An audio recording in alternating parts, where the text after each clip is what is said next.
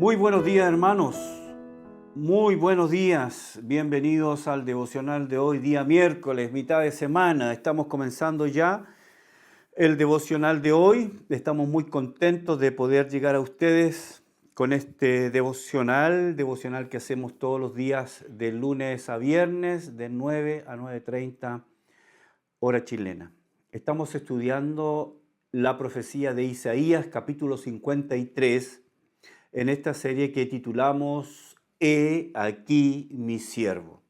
Y es aquí es donde quiero invitarlos esta mañana a Isaías 53, verso 7 en adelante. Si tiene su Biblia, quiero invitarlo que la abra conmigo entonces en la profecía de Isaías, capítulo 53, versos 7, 8 y 9. Dice: angustiado él y afligido, no abrió su boca. Como cordero fue llevado al matadero, y como oveja delante de sus trasquiladores, enmudeció y no abrió su boca. Por cárcel y por juicio fue quitado, y su generación, ¿quién la contará? Porque fue cortado de la tierra de los vivientes, y por la rebelión de mi pueblo fue herido. Y se dispuso con los impíos su sepultura, mas con los ricos fue en su muerte, aunque nunca hizo maldad, ni hubo engaño en su boca. Hemos estudiado estos tres versículos, y estos tres versículos nos hablan primero del juicio, en el verso 7, ese juicio injusto, el más injusto de los juicios en la historia de la raza humana. El verso 7 habla de ese juicio injusto, ese juicio en que él no abrió su boca para defenderse. Él en ningún momento se defendió a sí mismo, guardó silencio. Solamente cuando fue preguntado, cuando él fue conjurado a decir la verdad, él habló. Pero el resto del tiempo mantuvo un silencio absoluto. Luego el verso 8 nos habla de la muerte del Señor, que fue una muerte cruel, que fue una muerte en la más absoluta, indefensión, fue la muerte más injusta, pero también fue una muerte vicaria, porque Isaías nos dice que por la rebelión de mi pueblo él fue herido. Y el verso 9 nos va a hablar de la sepultura, nos va a hablar cómo él fue sepultado. Vamos a leer nuevamente el verso 8 para terminar con él esta mañana. Por cárcel y por juicio fue quitado, y su generación, ¿quién la contará? ¿Alguien en esa generación se levantó para defenderlo? ¿Alguien de su generación se levantó para decir, él es inocente, ¿qué están haciendo los defensores de la justicia hebrea? Ninguno de ellos se levantó para defenderlo. Nadie se atrevió a defenderlo, nadie. Dice, porque fue cortado de la tierra de los vivientes. La palabra quiere decir cortado, violentamente. Y luego dice, y por la rebelión de mi pueblo fue herido. Por la rebelión, la razón de la muerte del Señor en la cruz fue la rebelión de su pueblo. Y dijimos que la palabra rebelión, la palabra peshá, quiere decir un acto voluntario, deliberado, intencional, un acto tosudo, un acto contumaz, un acto de rebelión contra Dios. Es saber, ahí está el límite, es saber lo que Dios prohíbe, es saber lo que Dios no quiere, es saber contra lo que va contra Dios, pero aún así querer hacerlo. Es un acto voluntario contra la voluntad establecida de Dios. Y dice el profeta, por la rebelión de mi pueblo fue herido. La palabra herido puede referirse a una lesión física infligida por otra persona o por Dios mismo. También puede describir una mancha no física, una marca. En algunos pasajes esta palabra denota específicamente la idea de golpear a alguien con la intención de dañar o matar, o con la intención de provocar dolor, un golpe desastroso sobre una persona. Entonces, hermanos, la muerte de Jesús es una muerte dolorosa, es una muerte de un malhechor. Recuerde que Él murió entre ladrones, murió la muerte de los sediciosos, murió la muerte de los traidores, murió la muerte de las parias de la sociedad, murió la muerte más vergonzosa y cruel, murió la muerte más despreciable, más vil, murió la muerte. Pero no murió por algo que Él hubiera hecho. Él no murió por algo que Él hubiera hecho. No murió por algún pecado suyo, no murió por rebelión suya, no murió por desobediencia suya. Él murió por causa del pecado ajeno. Murió, como dice Isaías, por la transgresión de otros. Esa es la muerte de Jesús. Verso 9, y con esto vamos a terminar estos 3 versículos. Él murió y fue sepultado. Verso 9 nos habla de la sepultura. ¿Qué dice el verso 9? Y se dispuso con los impíos su sepultura, más con los ricos fue en su muerte, aunque nunca hizo maldad ni hubo engaño en su boca. Ya hablamos del juicio, hablamos de la muerte brutal y vicaria, y ahora hablaremos de la sepultura ignominiosa. El historiador Flavio Josefo nos dice respecto de esto lo siguiente, comillas: esta era la ley de la época. El que haya blasfemado contra Dios y haya sido apedreado o colgado de un árbol, todo un día también su entierro debe ser de una manera ignominiosa y oscura. Cierre comillas. Entonces, ¿qué nos dice Flavio Josefo? Que esta era la ley de la época. El que hubiera muerto, ¿cierto?, por blasfemar contra Dios o algún dios, usted recordará que los romanos tenían un panteón de dioses, igual que los griegos, los babilónicos, los egipcios, tenían un panteón de dioses. Así que cualquiera que hubiera blasfemado contra algún dios o que haya sido apedreado o colgado de un árbol, todo un día, también su entierro debe ser de una manera vergonzosa y oscura, dice Flavio Josefo.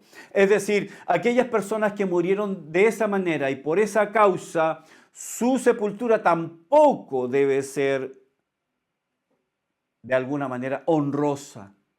La muerte de este tipo de personas también debe estar manchada, debe estar marcada por la vergüenza, por la ignominia. El trato también en su muerte debe ser un trato vergonzoso. Mire lo que nos dice el profeta Jeremías respecto de esto. Acompáñame a Jeremías capítulo 25, verso 31 al 33. Jeremías 25, verso 31 en adelante. Dice: llegará el estruendo hasta el fin de la tierra, porque Jehová tiene juicio contra las naciones. Él es el juez de toda carne, entregará a los impíos a espada, dice Jehová. Así ha dicho Jehová de los ejércitos: he aquí que el mal irá de nación en nación, y grande tempestad se levantará de los fines de la tierra. Y yacerán los muertos de Jehová en aquel día, desde un extremo de la tierra hasta el otro. No se endecharán, ni se recogerán, ni serán enterrados. Como estiércol quedarán sobre la faz de la tierra.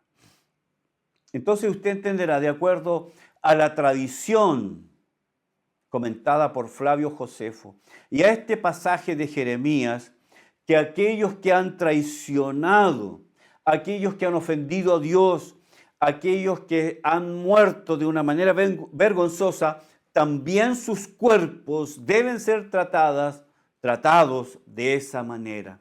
La tradición nos dice que los muertos de manera ignominiosa no eran dignos de ser lamentados, llorados, ¿cierto?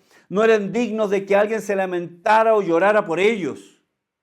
Mucho menos que aquellos que murieron de esa manera vergonzosa, de aquellos que murieron de esa manera ignominiosa, de aquellos que murieron de esa manera, ¿cierto?, tuvieran una sepultura digna. Eso es lo que nos está diciendo Jeremías. Ellos no eran dignos de recibir una sepultura digna. En muchos casos, estos hombres que eran colgados en la cruz, estos hombres que morían por ser apedreados, por blasfemar contra Dios, esos cuerpos eran abandonados en la cruz o dejados en las calles como cualquier animal, para que su cuerpo se pudriera. Y en ese caso se convirtieran en carroña para los carroñeros. Algunas veces los cuerpos de los criminales se lanzaban al valle de Hinnom, que era el basurero de la ciudad, en donde el fuego consumía los desperdicios constantemente. Los cuerpos de los criminales eran considerados literalmente estiércol humano. Aquellos que, de acuerdo a la justicia humana, no merecían sepultura, eran considerados como estiércol, como basura humana, como desperdicio humano. Permítanme, puesto que nos aproximamos ya, pasado mañana, estaremos celebrando un año más de la Reforma Protestante, un año más en que recordamos que el monje Agustino Lutero clavó sus 95 tesis en la Catedral de Wittenberg.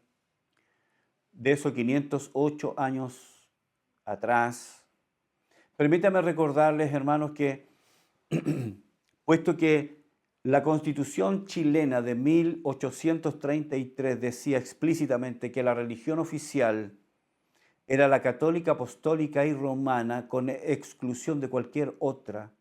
Por lo tanto, en Chile, a causa de esa constitución, era ilegal, y no solamente ilegal, sino inconstitucional, profesar cualquier otra fe que no fuera la católica, apostólica y romana. Y puesto que era la Iglesia Católica la que tenía el monopolio de la vida, es decir, cualquier nacimiento se inscribía en la parroquia, cualquier matrimonio se inscribía en la parroquia, cualquier sepultura se inscribía en la parroquia y era sepultado en el cementerio católico. La Iglesia romana tenía el monopolio de la vida en Chile, nacimiento, matrimonios y muerte.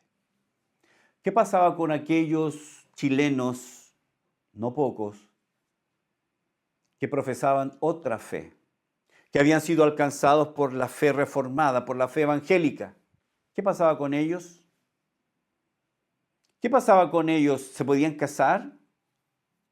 Si la Iglesia Católica funcionaba como el registro civil, recién eso cambió iniciando el siglo XX, 1925, con la creación del registro civil acá en Chile.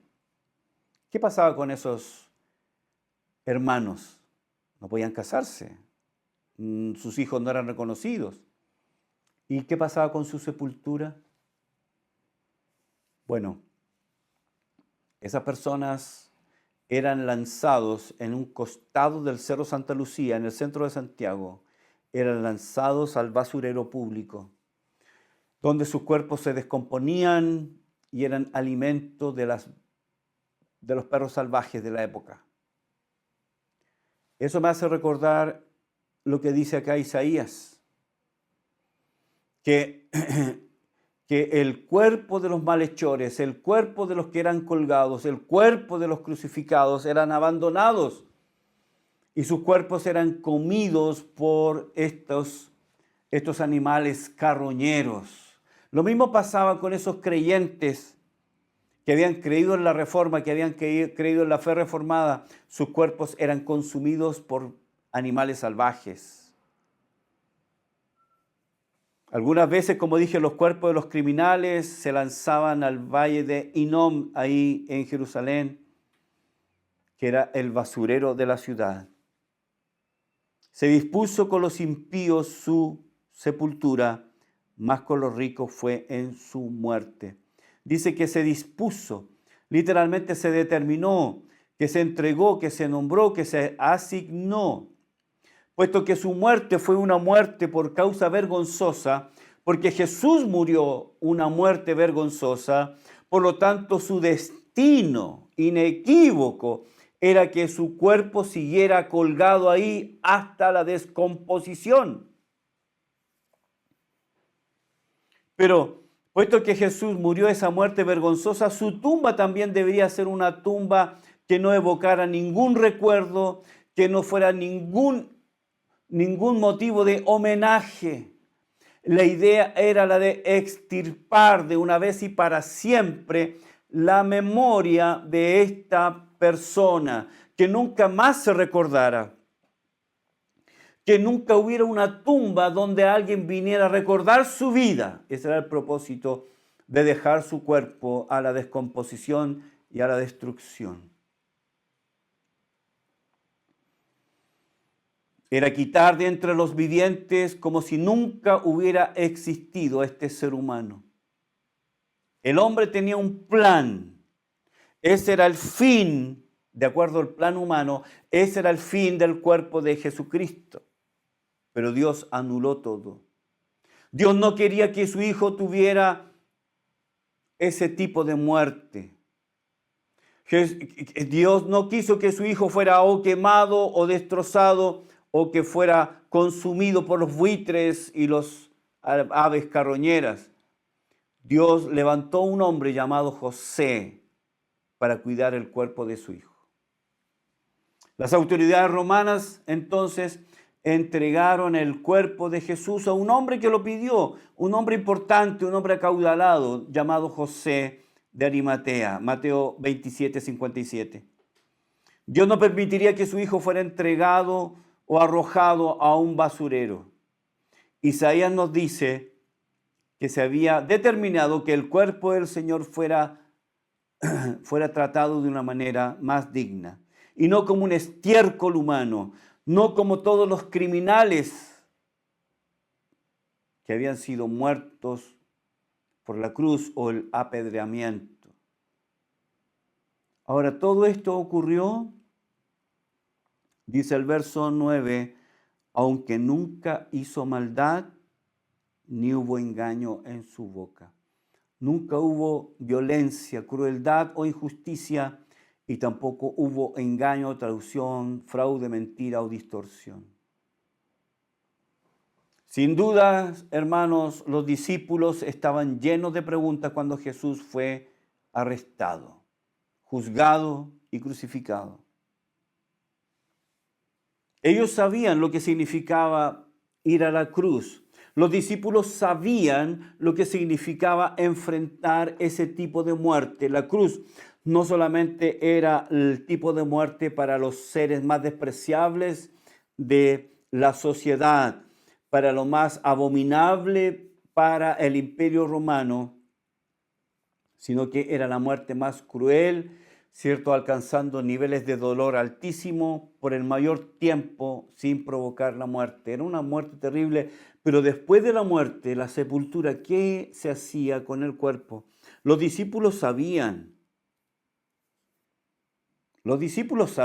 qué iba a pasar con el cuerpo de Cristo. Es por eso que celebraron que este hombre, José de Arimatea, pidiera el cuerpo.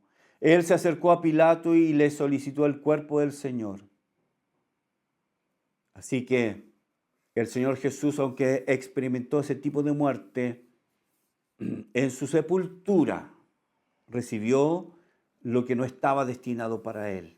La Biblia nos dice que su cuerpo fue envuelto en tela de lino y fue llevado a su propia tumba, recién tallada en la roca. Esa tumba era un lugar preparado en la piedra maciza. Era como un sacado que se hacía a la roca y que estaba preparado como una tumba. Ante su dolor, José continuó, José de Arimatea continuó, hizo lo que sabía que tenía que hacer. Ninguno de los parientes de Jesús estaba en condiciones de reclamar su cuerpo para ser enterrado, porque todos ellos eran galileos y ninguno de ellos poseía una tumba en Jerusalén. Los discípulos tampoco estaban para ayudar. No había nadie que ayudara, por eso Dios levantó a este hombre, José de Arimatea. El Señor no merecía esa muerte, pero tampoco merecía ese tipo de tumba. Así que el Señor levantó a este hombre, José de Arimatea.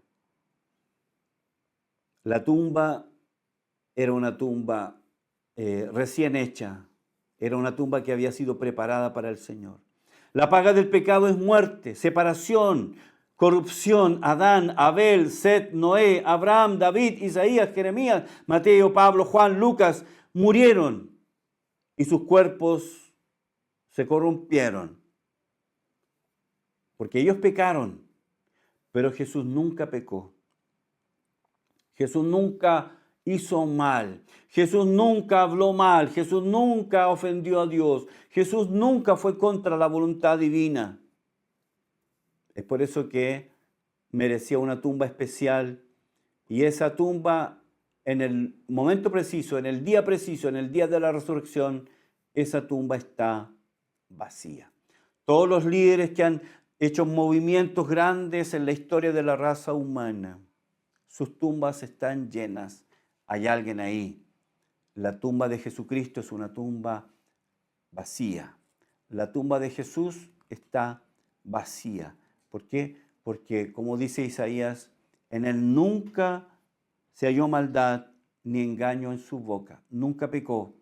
Es por eso que la muerte, como dice el libro de los Hechos, no tenía el poder para retenerlo. Jesús venció la muerte. Muchas gracias, hermanos, por acompañarme en el devocional de hoy. Muchas gracias por sus saludos, lo agradezco mucho. Nos volvemos a encontrar mañana para seguir estudiando la profecía de Isaías aquí en el devocional de la hora de gracia. Que Dios les bendiga.